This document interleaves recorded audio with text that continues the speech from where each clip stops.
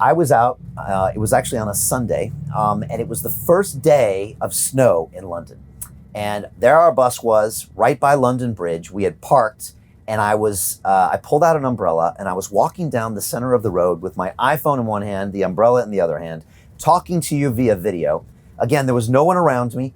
I had just walked out of our 100% COVID secure digital battle bus, following the same protocols that film studios and television productions are using right now as we speak in London.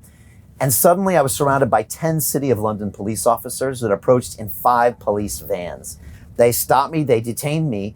They ended up fining me and 4 of my crew, and they said, "You are banned from campaigning."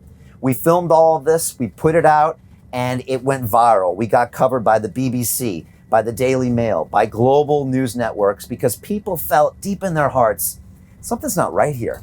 These guys, they're following all the rules, they're following all the protocols, and you're stopping Brian from talking to his phone in the middle of the street. Something didn't sit right with you and the public. And quite honestly, it didn't sit right with us either. So we obeyed the police. Again, I know the police have a difficult job, and that's why I said to that police officer, and you can go watch the video now, I said, "This seems political."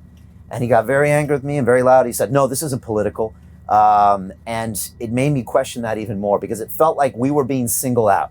We were being singled out, and the big guys were trying to take down the independent candidates, the smaller parties, and not giving them a voice in democracy, which goes against everything I was taught about what we have here in a democratic society. And so we went back to our home base. I spoke to my legal team, and we sent out a 5-page legal letter to the 3 main commissioners of the police forces here in London, including the Metropolitan Police, the City of London Police, and the British Transport Police, explaining why we believed we were allowed to continue campaigning. Then we got right back out on the road. That's what we did. In the face of fear, knowing we could be arrested, again, fined more, they could impound the bus, who knows what could have happened. But we got back out there. Initially, we were pulled over by the Metropolitan Police. So now this showed this was a coordinated effort between 2 police forces.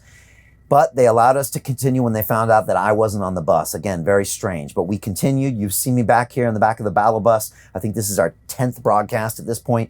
And so we've gone out and continued to push forward because we think we are right. And we think that free and fair elections need to take place. I've had a response to that legal letter, and I want to talk to you about it right now, because each one of those commissioners acknowledged they got the letter, and then they replied with their responses. And the response is intriguing, and it tells you a lot about what's going on here, which is very, very political.